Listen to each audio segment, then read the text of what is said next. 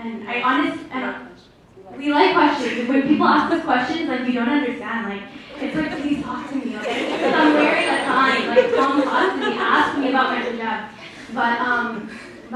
Yeah, like, just back to my original point, that, like, a lot of times, like, when you wear hijab and, like, people feel like, you feel a little self-conscious, the thing that gets in between you and other people and getting to know other people is you. It's not your hijab, right? So, like, a lot of Muslims in this room, like, a lot of hijabis in this room maybe feel as if, like, oh yeah, like, like, when we first started wearing it, it was really difficult, and, like, people, like, it's, really hard to make friends, especially if you're in middle school or high school and maybe college.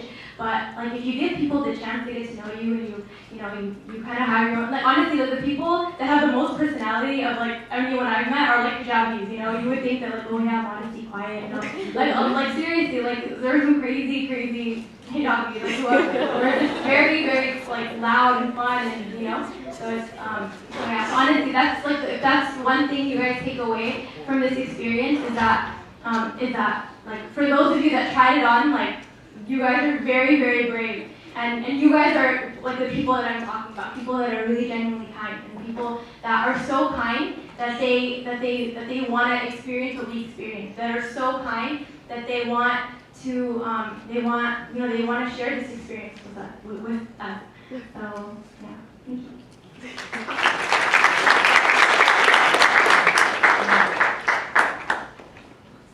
I think my hijab is a reminder to myself of where my values come from. That my values come from God and my relationship with Him. And I like to think of it like this. So I made a conscious decision in October 2006, right, that I'm going to wear hijab today. So I try to make that same conscious decision every morning. When I'm, like, putting on my scarf, it becomes so routine after a while, right? But I try to make that conscious decision every single day, and I try to make it a reminder to myself that my value isn't based on what other people tell me it is, it's based on what God tells me it is. And I think one of the things that Sana reminded me of as she was speaking was one of the questions that we were given before was, what's one of the, like, weirdest questions you've ever received about hijab? And I started thinking about it, and I was like, I can think of more positive comments that I've gotten from people and more supportive things that people have told me than strange questions. And I think that says a lot, and I think that echoes what Sana was saying. And then my last thing too about what I've learned, or what it means to me, is that I feel like there's this common misconception, I guess, that hijab or modesty in Islam suppresses womanhood or femininity, and I think it's the opposite. I think that it allows a woman to be a part of her society and to be an empowered member of her community with guidelines. And so, like, I don't cover my hair because I'm ashamed of it, right? But I want to be a member of my community who is a positive addition to society, and I feel like Islam empowers me and enables me to do that. So yeah, I think I'll leave it at that.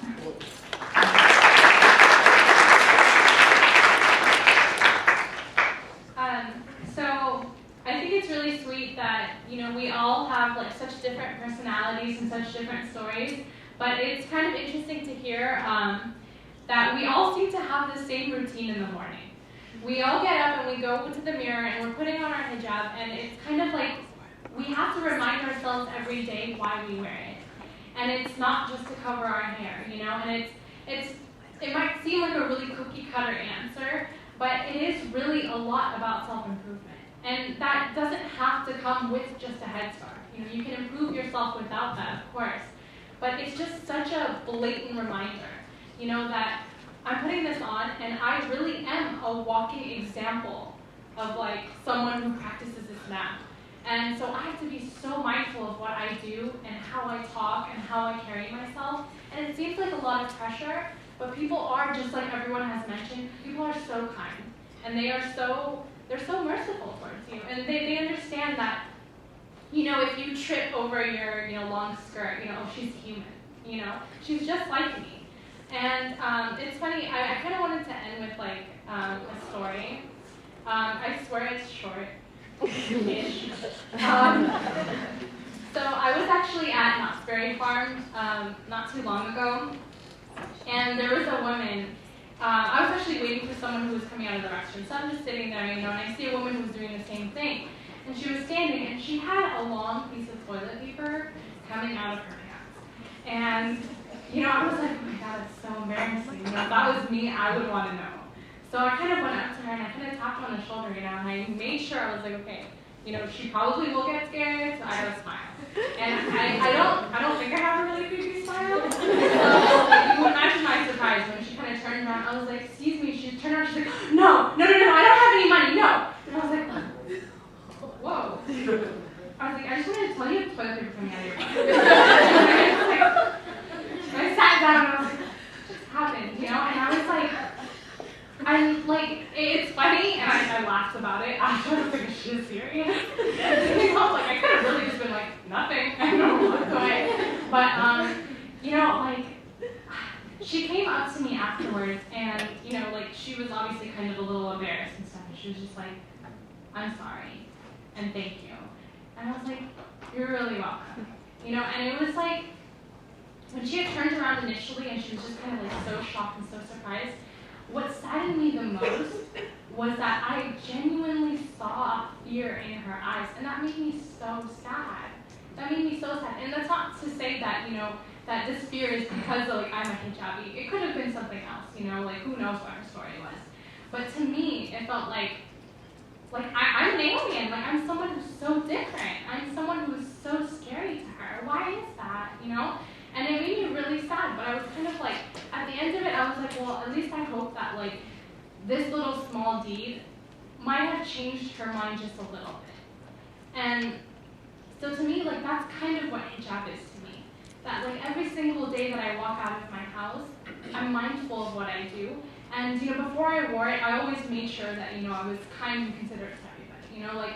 If there's a small thing that I can do, I'll do it. And especially if it's someone who isn't Muslim, just so that they know, I have a heart, I'm still a person, and I still care for you, and all of that. So now it's even more of a responsibility on me, I want to say. I feel more obligated to go out of my way and do something nice for somebody, no matter how small it might be. And so it's just a reminder to myself that, you have to constantly keep working on yourself, but you have to constantly still contribute to society. Don't just focus on yourself, I need to improve myself. Yeah, if there's one person that you can change, and that person happens to be you, then you've succeeded greatly in this life. I firmly believe that. But if you can make someone else's life just a little bit easier, then you're doing your job as a human being. And so, hijab to me sometimes really just feels like a cloth on my head. But, it's all about, that really just throws me off. Sorry. No, it's okay. You just need to put out the best version of you, regardless of whether you wear it or not. So, this isn't about us kind of telling you, hijab is great, hijab is amazing. Yeah, it is. It's awesome. I love it. But just be the best version of yourself, and that is the greatest contribution to society you can possibly give. Thank you so much.